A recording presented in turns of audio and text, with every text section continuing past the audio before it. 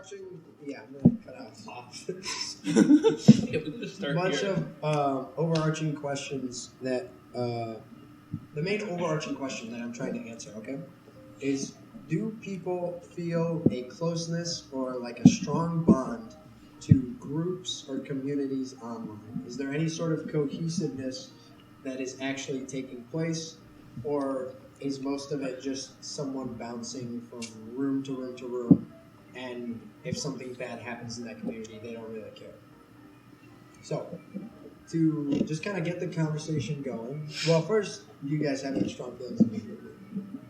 No, I want you to keep talking. Okay, Yeah. so the first instance of this that I thought of when I was thinking of the question is, and I gotta cite my sources, this is from dailymail.co.uk. Instagram, there was an Instagram star named Ari. You guys might remember this. She had about like 2.6 million followers. This was back in 2019. Oh. And she was an Instagram model, kind of. She started on Musical.ly. Yeah. She had almost 1 million subs on YouTube. And she was starting a merch line, like clothing, and she couldn't sell even like 36 articles of clothing to keep it going. So I'm just wondering, like, with such a massive following, do you think that is indicative of like kind of how there's an overbloating of followers and not really any community within those followers? It depends on where you go. Like, I think like Instagram, which is where this thing is about. Yeah. There's not a lot of community there. Go ahead. It depends who it is. If it's like celebrities like soccer players, there are people that fanboy them like every day, every night. I have heard of another. Of Instagram star in quotations. I had like 2-3 million subscribers. And she went to a convention, had a stand where she was supposed to meet her fans. Right. Not a single person came to her. See, now, is it like, even if, and to be fair, when I was reading the articles about the Ari lady, it seemed like she didn't have a great marketing like strategy. Like, she didn't constantly talk about it like weeks beforehand. But if you have a following of around like 3 million people, my expectation is you should at least be able to sell 36. Like, I don't know the exact percentage, but that's like what, 0.3% of your followers, 0.03% of your followers. So it's like they don't seem to be doing anything to but that's the thing, the follower count doesn't correlate to how much merch. So you have that example on one extreme, and then the other side is like something with Prime. The KSI? drink, KSI and Jake Paul. Yeah. Or is it Logan Paul? Logan Paul. Oh, sorry, Logan Paul. Yeah, about that. Yeah. Where what? You have. Was it successful? Yeah, it was. They- It's completely sold out of stores. They both within, collabed a together week. to produce this sports drink, and like they told them fans to buy it, try it, drink it. They would have celebrities like that guy from Shark Tank. I don't know his name. Mr. Wonderful? Or Mark Cuban? No, not Mark Cuban. He's older looking. And Yeah, Mr. Wonderful. Yeah, him. Yeah. They had him like taste test it. I don't know if they bribed him or not. He was like, "Oh, this is pretty good." And then a lot of fans bought it. Even I bought it once at Target to try it out. It doesn't taste too well, in my opinion. And now the Arsenal soccer team, or football team, as we should call it, made a deal with them. That is their now official sports drink for that club. I want to ask, like, why do people? Although I think those are big on like YouTube. I think that's a much more creates better communities. So I do think it differs. Yeah, That's why I found the Ari. Sorry to cut you off, but that's why I found the Ari girl interesting, is because she had like 900,000 subscribers on YouTube as well. Okay. So there's someone following her not only on just Instagram, but from her Musical.ly beforehand and now on YouTube during all in the 2019 span. So she has a ton of followers, but like almost none of them translated into people actually interacting with her enough to spend money monetarily. I think that's just with marketing, like with KSI and Logan Paul, their drink. They did a lot of marketing on that, and there was a lot of hype around the release.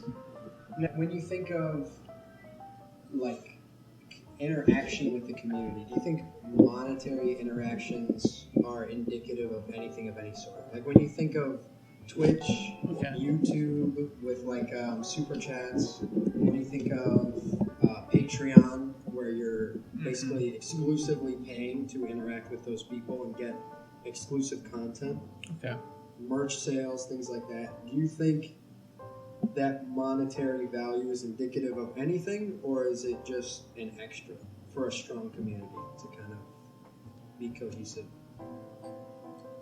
I mean, those things show you how strong the community is, how connected people are. I think if you're invested in a community, you're going to spend money on it. Yeah. If you're not, then you won't. Sometimes there are like pretty good incentives though to paying like on Patreon. I'm thinking of cold ones.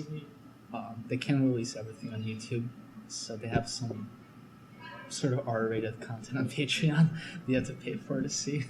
And you would only pay for those if like you actually cared about the people doing it, because there's a lot of, I assume, edgy people who are only on Patreon.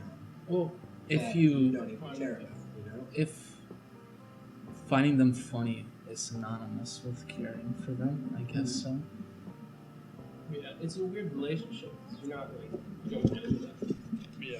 You don't know them. It's a weird kind of community online. You're talking about like the creator and their community. Yeah. There's as the fan, you kind of feel like you know them. Yeah. But I mean, you don't. You know the persona, not the person. Yeah. Now, it's also, you don't know the people that are also in the community, but don't you feel like you have some sort of connection with everyone else who's also supporting the same creator? Yeah, like there's a stronger connection there. This isn't like about creators, but it has to be the same idea. If I see someone on like the Blue Line wearing merch of a show that I like to watch, I would walk up and tell them like, "Hey, nice clothes. I did that before." And I'm guessing it's the same with YouTube content. If I like PewDiePie and I see someone wearing like a PewDiePie hat and it's dope, I'll walk up to them and be like, "Yeah, nice hat." Well, I think with Instagram stuff, though, there is a lot of people that just post pictures, and there's not, and you'll see them like on the feed, the Explore feed, but not many people are interacting with those. It'll be like tons of likes, and there'll be like 3 comments. A very interesting point that you bring up there, Carter. No, but so I think it's the same exact thing with, and just to cite my sources again, a study by Cornell and Stanford University found that communities that interact with each other more than the content tend to stick together and be more loyal. So when there were things like a lot of higher word counts, more uses of pronouns like you or we or us, instead of things like I or he or she, the community would be more tightly knit because you're actually interacting with other people with like-minded opinions, and those communities form. So when they looked at things where, like say you or your friends would go on Discord to play like Fall Guys or any sort of video game, you're not connected to the Fall Guys community, you're connected to your friends. And the second they stop playing the game, you abandon that community almost immediately. So, what are you guys' thoughts on that? Like, stuff where you're talking to someone, I do think you're more connected to the people than the game or whatever. Right. And that's how there's like a really strong bond could be formed online, is when you're interacting with other people. Not just like, you both watch something, you both pay for something, but you're like interacting with each other. I think that's stronger. I remember in elementary school when I got randomly invited into a Google Hangout chat. There were 2. The one that was the better one was a Sonic like fandom group chat with like everyone had names in some sort of Asian language. I don't know which one it was. I'm not a huge Sonic fan, but I just started interacting with them, talking with them, and I felt connected to them, even though I don't watch Sonic at all. I don't know much about the show or the game. And I wasn't opposed to any of the content they posted or stuff like that. What? I'm just saying, I think a problem is that a lot of like those communities where you can interact with people a lot and build those tight-knit connections, I think are actually good online communities. But I didn't think most online communities are not like that. They're more. Most people are viewing. They're just watching. They're not interacting at all. Well, here, let me ask you a question.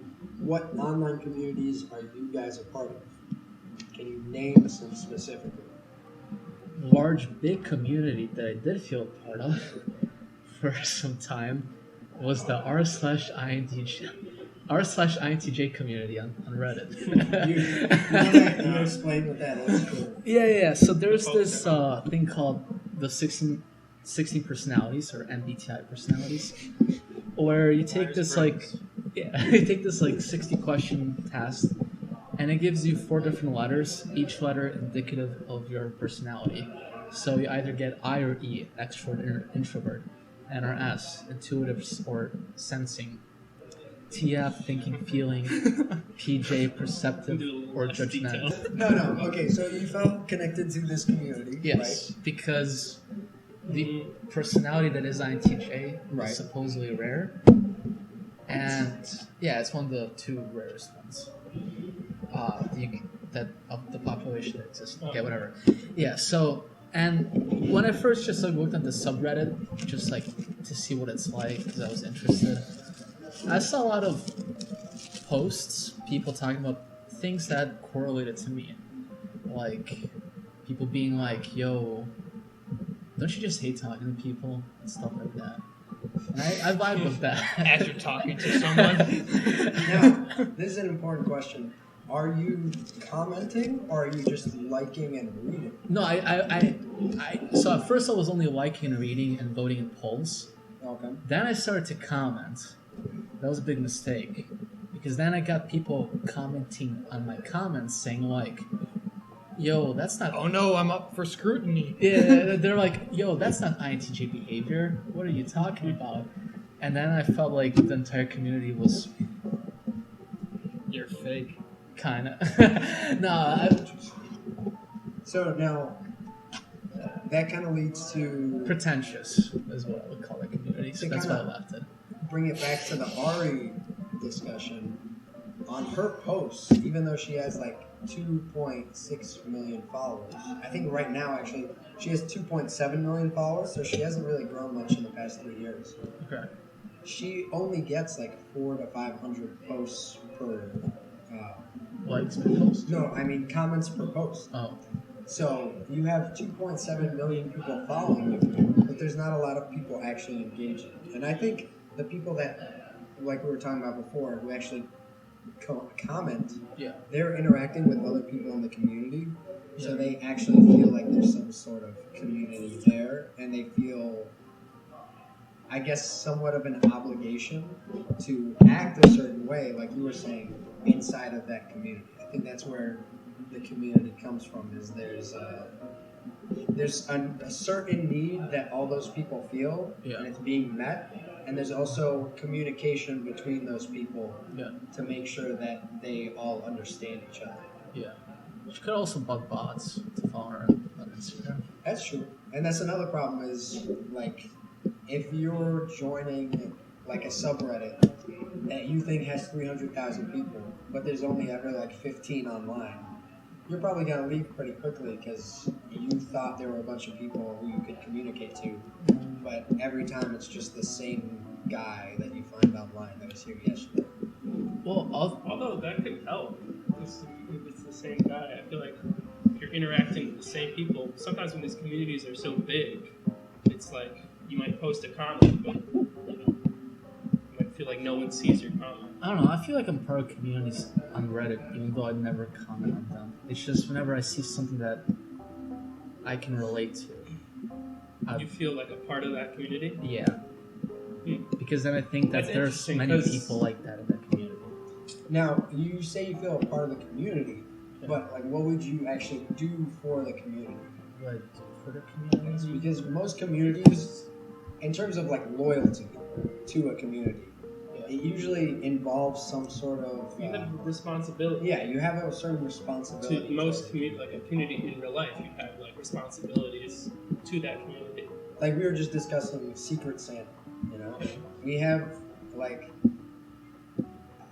a responsibility to talk to each other, to like see each other every once in a while, and some people want to give gifts. You might have the responsibility, or you think you do, of like giving a gift back, things like that. You get a gift, you give a gift, stuff like this. The only sort of pay for coffee for someone, The only sort of like responsibility I feel is to upload what I like, because then I promote it, and then to downvote whatever I disagree with, because maybe it's harmful to the community or something sort of like that.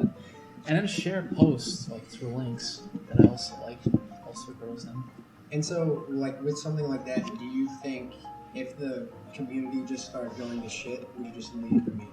I would just leave and find another community that's similar, that was to what that community was. That's kind of a problem I see with online communities a lot. It's like there's no real cohesion. There's no like loyalty or like sense of duty for any of the people on there.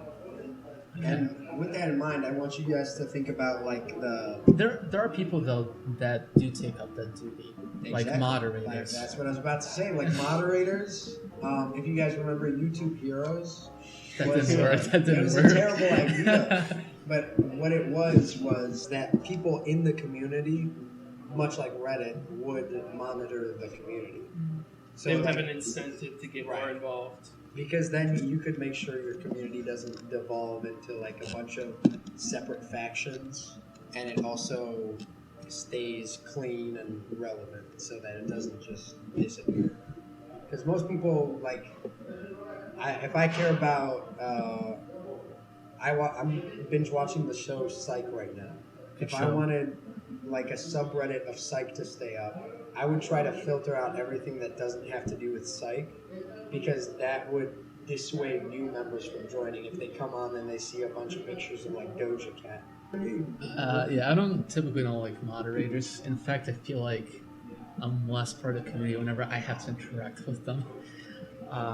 When I was a part of like a FIFA community for the video game. Okay. And I had to once write a paper in college, like first year, right? An ethnomusicology paper on FIFA, like the music, the soundtracks that are like in the FIFA games. Yeah. And I remember I created a poll to see how people feel about the soundtracks, and I tried to post it on the subreddit, and there was no rule against it, but some moderator kept deleting it and banned me from that subreddit because of this, I don't know, sense of authority, I guess. But if there was no moderation, I think it would be even worse, right? Just have the robots take over. Like, the robot. If you had to interact with a robot, like I hate the Reddit robots. That could be worse. The Reddit bots. Do you ever get those when you like try to post a comment? Well, YouTube uses robots to determine whether something should be age restricted or not. And someone has to manually review. If the person like goes against it. Yeah, if they appeal. If they appeal, then someone manually reviews it. But everyone hates YouTube's algorithm. They just get better at it. Yeah, I think they will get better. But now we're at a place, and now we're at a place where that's not feasible. But also, like, should we aim for a future where that is, where bots are doing work like that, like moderating? Yeah. So it's just a tool. Well, okay. Then they're censoring us. Like, well, we can. How do we control? We tune them to what they censor. I know we tune them, but we don't have the immediate control. We don't get to humanly review it. It's just all. Yeah, you have to do it through trial and error to see whether it works or not and what parameters have to fix. Yeah. Let me ask though. So, Roman, you've been a part of a community. Have either of you two? Can you name an online community that you've ever actually been a part of? No. Like you've contributed to in some capacity? I've never really. I mean, there's been some like Reddit communities that I've left comments on and stuff like that, but I never really felt involved or invested in a community online. Now, a question for all three of you: is there any community where you would spend money on? Like you would buy the merch. An online community. An online community. Like you would buy the merch. You mentioned Prime and KSI and Logan Paul. Unfortunately, I did buy that drink. Yes. Also, there are some YouTubers who are really funny that I was thinking of buying shirts of theirs before, like cold ones. Okay. What about you? No, I wouldn't. Nothing. No. What about you? There's nothing that I would spend money on. For a community, like let's say your favorite YouTuber is like on hard times and he needs you to support a Patreon. Would you support that Patreon? Because that's what a lot of people are doing now. Is they're like maybe I don't have a YouTuber that I'm like super invested in. But yeah, everyone I think kind of understands this idea of like you need some sort of sacrifice to be like have any sort of connection, but online is just it's so big and there's so many things going on at all times that you don't really have to sacrifice anymore. Like we've had this discussion before with like I forgot if it was with you maybe, but with like Netflix. Back in the day, there were like a ton of diehard fan bases for like a ton of TV shows, movies. Even if they were more like niche, there would still be like 2,000 or 3,000 people, even before the internet, that would get together and talk about them. Really? But, yeah. And now with things like streaming, you don't even have to spend money on a DVD to like own it.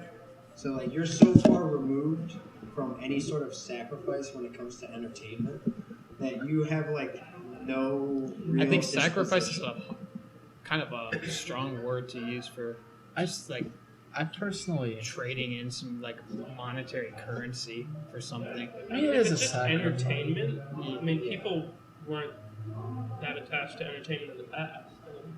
They were. I mean, Like when more you so wanted, than now. with entertainment, I think people are more attached to entertainment, but I don't think they're more attached to singular pieces of entertainment. You know what I mean? Yeah. Like everyone loved Star Wars and then buy tons of Star Wars memorabilia. okay. Now they're still mooching off of the fame from Star Wars, but they're not making a ton of new things that are gaining the same sort of fan bases. Like I can think of Game of Thrones, Stranger Things, and Stranger Things is a big one. yeah, that's about all I can think of. MCU. The MCU, Yeah. but that's based off of 100 years of comic books and fans. I have spent a lot of money. I mean, Although I think MCU has grown immensely. yeah. Most of the it was people not that, at all mainstream, Yeah. and now it's super mainstream. Yeah. So I have spent a lot of money on merch for like entertainment and so on. Most in the anime shows that I watch. Oh, why? That's a good question. But like, when your favorite character is the first thing you want to, like if you were going to buy a figurine, right? You'd buy your favorite character first. Yes, Yes, right? in some sort of ways, yeah. would you buy?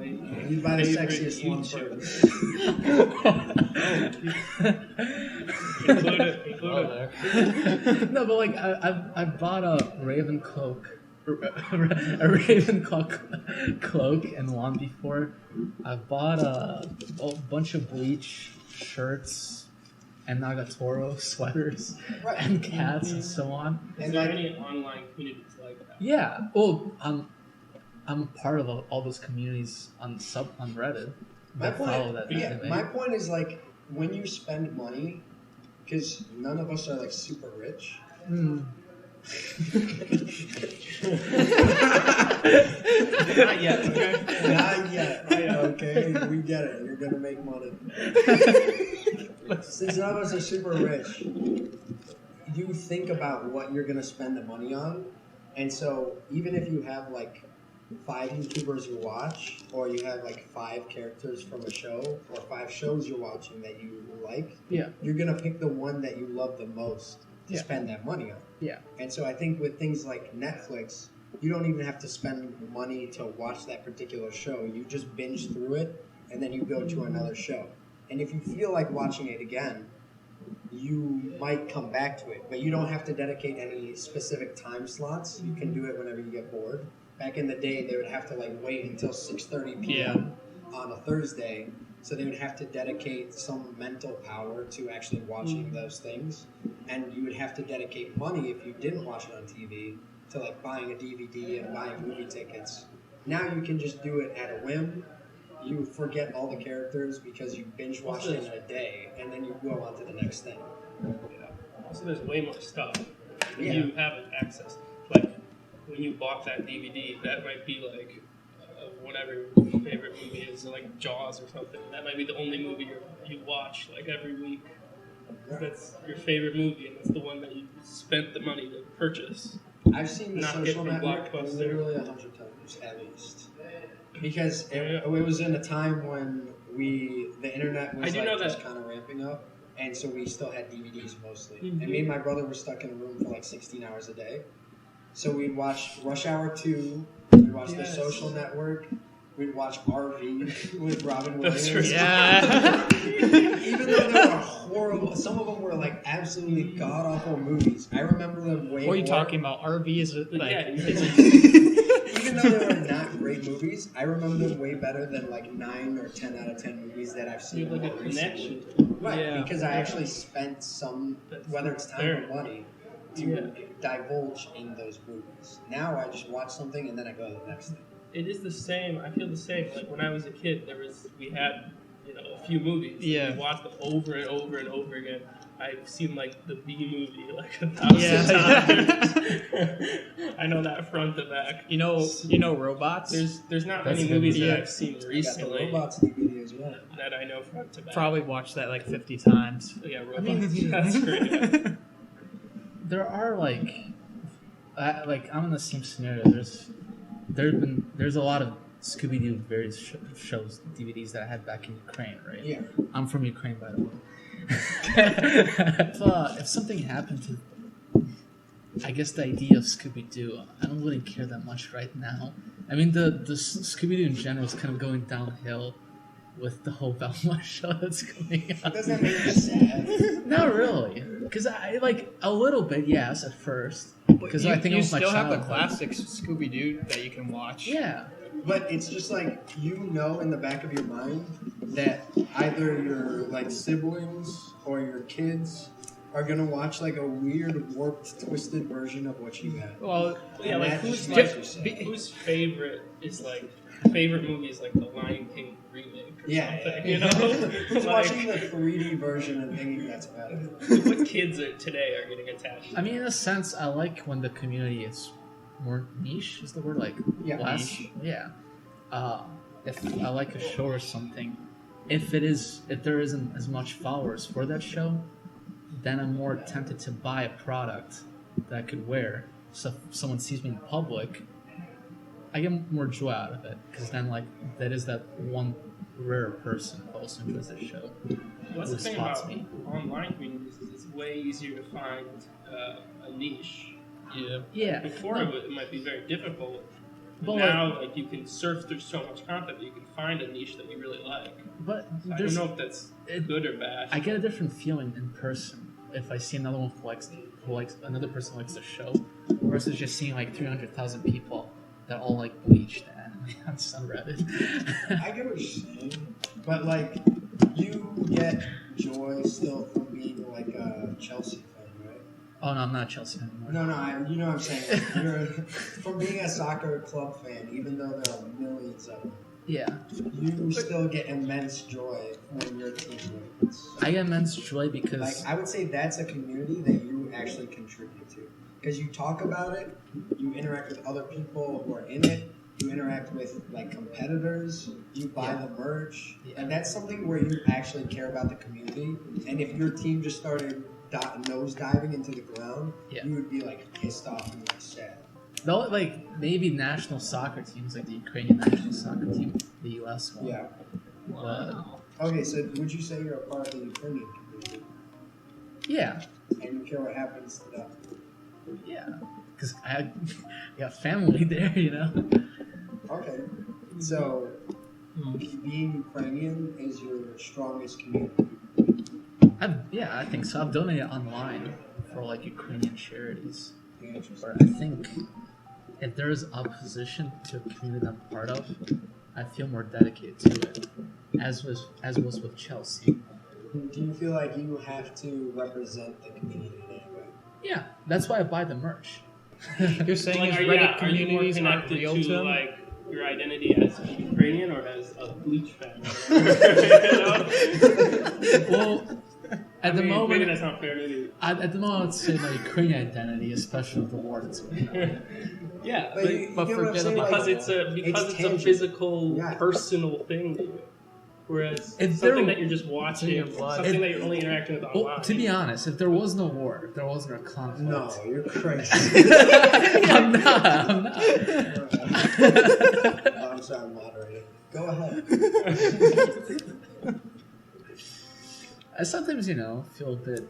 So you would feel more Bleach oriented than Ukrainian. At least, like, discussing it publicly, I'd be more ashamed of being Ukrainian if there was no war. So you would Yeah. agree with that hard times brings people together more than it tears them apart.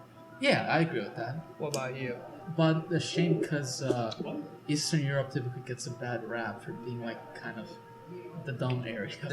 Do you think that hard times brings people together more often or tears the people apart? I think it more often tears them apart. You don't hear about the tear parts because you don't have time to think about the people who like when you think of war, right? The people who flee the country immediately, like let's talk about Ukraine. Yeah. The people who fled, they're no longer in the news. They're gone. They disappeared. The people we hear about most now are still the people who are fighting. Because when you're struggling, first off, it's that thing we were talking about before where it's like you have an obligation and a responsibility, and for you to stick together, you're fulfilling that obligation almost immediately. And then it's the thing of like, to continue interacting with that community without being like shunned or feeling ashamed, you have to do something for them. Yeah, even if it's just like saying, "Oh, I stand with Ukraine." That's why you see a bunch of people online who are like, "Let's go Ukraine." I think it does separate them apart at first. Yeah. But if they do come together after the hard But I think times, those people it that fled brings them would stronger. still call themselves Ukrainian. Yeah, they do. They're not like hiding that they're Abandoning. Ukrainian. They're just pretending not to be. They're putting they don't see I don't it think as they're- worth. They're bleeding because they're afraid of getting killed. I understand that part, but I think for the Ukrainians who are staying in the country, if you see like you are fulfilling your call to duty, and you see like the people in your town are not, you would feel betrayed by those people. Like I know they're not asking women to fight, but like I think there's a divide if between you see the men and you see like all the men in your town leave and you're the only one who's going to fight, those people who are staying to fight are not looking at the men who left as the same Ukrainians as the ones who are staying. They're looking at the people who are staying and they're lifting those people up way more than the people who fled. Even though the other countries see everyone as just a monolithic Ukraine. That's why I like Monolithic Ukraine. It's true. It's like the people who. It's the same thing for Palestine. The people who like stay in But Palestine that and view of Ukraine support Palestine all the time. as monolithic is less divided than it usually is. Like less like you're never gonna have a perfect. You're never gonna be totally brought together. I understand There's that. always but I gonna think be divisions and stuff. It's less. It's more monolithic now for outsiders, but I think for people who are actually in I think for Ukraine, people inside too, it would be more it's monolithic. more monolithic for those who stay. But for those people who left, they're gone. That's still more than usual. I think. I mean, Usually I things don't are know the pretty. exact percentage. I never heard of people shaming others for leaving. It happened during the wars in America. People who didn't want to fight for Vietnam. Yeah, no, but they all got shamed. I've never heard of this. But No, that's kind of a different scenario. That's where we're going to fight on a foreign soil, while in this situation, invaders are coming and invading our soil. But the way with Vietnam is it wasn't invasion of people. Is the idea of the Soviet Union and the invasion of communism. So they were worried that the more countries that kept on falling to communism, eventually America would topple. So they were fulfilling their call to duty, and anyone that's saying something that might happen, getting, like, something that people think might happen in the future compared to something that is actually happening in the present. They would be more shunned if you didn't fulfill. No, but that's what I'm saying is I never heard people being shunned in Ukraine for it. I heard that as long as they support or donate once they Hard allow. times don't always bring people away. Also, they like created COVID. a mandate that Yeah. COVID men is a couldn't leave. huge example. You would think that would bring everyone together. No, it made it worse. But in the U.S. at least, it was worse. So I guess not every big event. But something like 9/11 brought people super close together in the U.S. That's actually a perfect example. So there's those two events. People who One time hard times brought us closer, one time it didn't. But for people during 9/11, that was I think the highest rate of any president being elected except for George Washington. Bush had a huge approval rating. Bush had a huge approval rating because if you didn't approve of him, you're not approving of America. And if you're not approving of the war, then you're not approving of America. And everyone would shame you. That was a very recent time where everyone would shame you if you were in the early days, the war in Afghanistan. As the war went on, of course, we now know it's I guess. terrible. Okay, back on topic. Yes. For businesses, Yes. because you brought up a good point. Yeah. Do you feel like online with Zoom calls, it makes the workplace less cohesive? There's less of a teamwork environment because everyone's on Zoom calls. Yes. I would need more Yes, spirit. but I feel like it's more efficient. It's more I think efficient. Yes. you can work from home and do work where you don't have to be interacting with other people and get all that work done at home. That's efficient. But the Zoom calls and stuff, I'm not sure. Yeah, it's different talking in to office, someone. you have to go to a whole building, to a whole separate room in order to have a meeting conference. When I had an internship with Allstate, I would have a Zoom meeting with the entire team that was with 13 people. But you wouldn't have the interactions you would have in an office building. But they do try to mimic that sometimes. They would install a recognition system where every month you spend these free points they give you to recognize coworkers, for instance. That is nowhere near saying hi to someone in the hallway. No matter how many points you gave me online, I would not feel the same as if we had a 5-minute conversation in the hallway once every week. No, but for me, I would feel way closer to you if we just had that basic conversation. I don't care about the hi and being closer. I care about getting the recognition. But that's what I'm saying. If you want a cohesive team, That's just where your personality They comes need in. to get along. They need to be cohesive.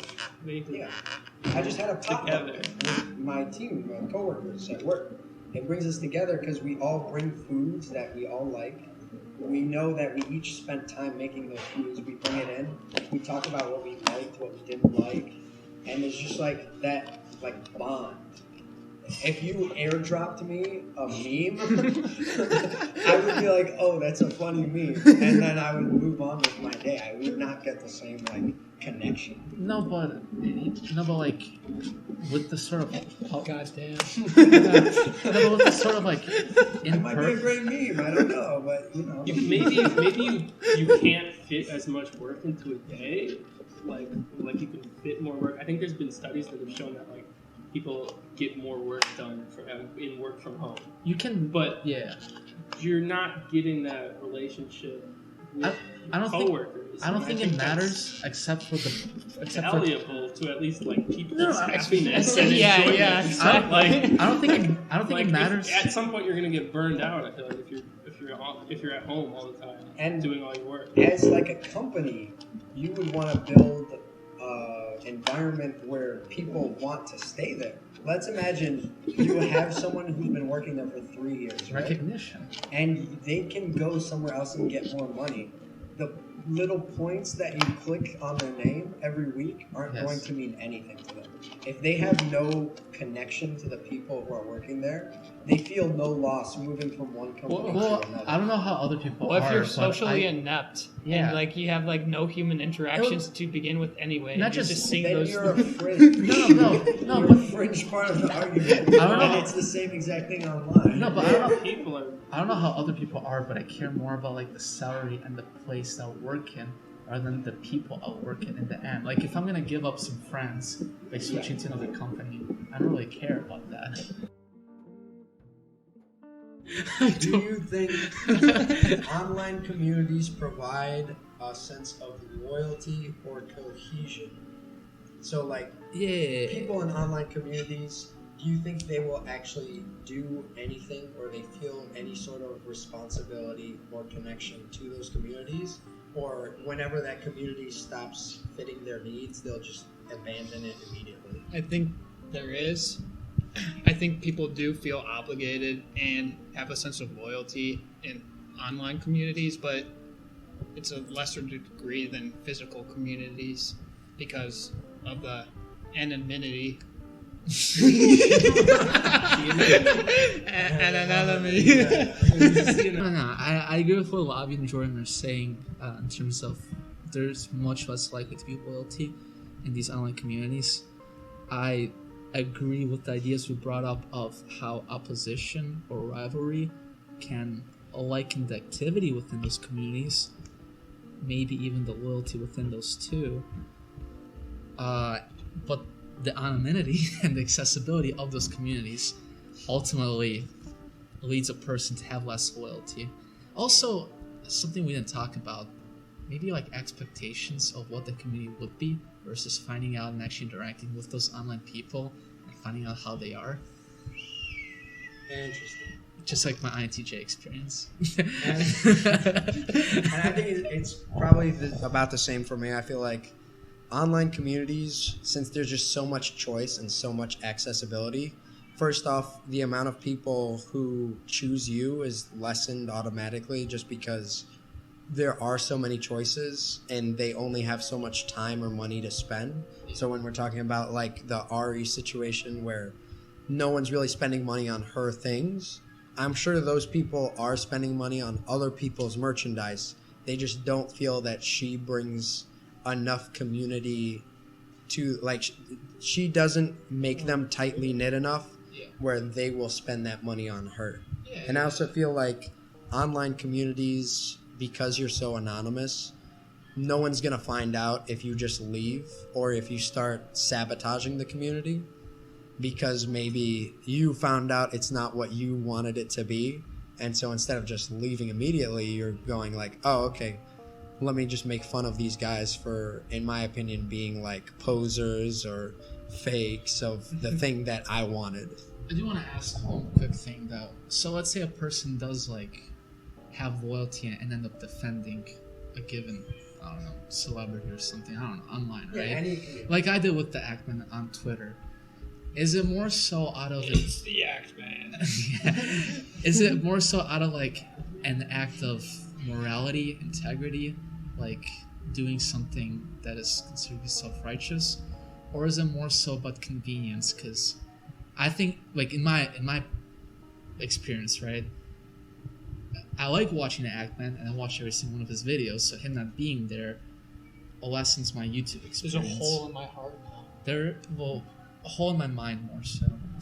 Yeah, I think it's more so like it's a moral issue of like, if he's given me so much in terms of entertainment. Yeah.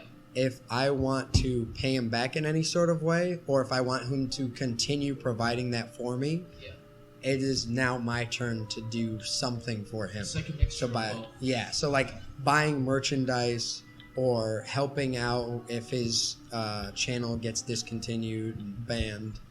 You know, it's just that like you said, like there's a ton of YouTubers that I used to watch that aren't there anymore, that I feel like maybe they would still be there if more people either watched them or, you know, interacted with them. Like one of the oldest YouTubers on the platform, his name is Jax Films. he doesn't have a ton of subscribers. He's like 4 million, but his community. That's a lot. No, but he's been there since 2006, and now there's like tons of people with over like 10 million. Like 10 million isn't even impressive anymore. He's still at 4, and he's been there for like 3 times as long as everyone else. Just because the community is so strong and he interacts with them on such a regular basis, he still enjoys doing it. And like, you know, you talk about like the most toxic fan bases, the ones that are always attacking others, like Bleach or Dragon Ball Z. No, I'm just saying. Okay.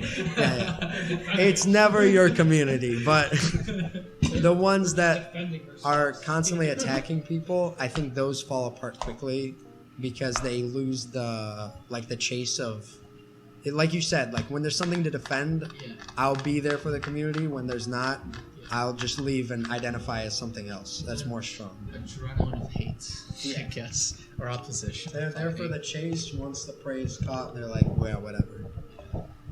All right, and I think that's it. Thank you, everybody, for being here. We're at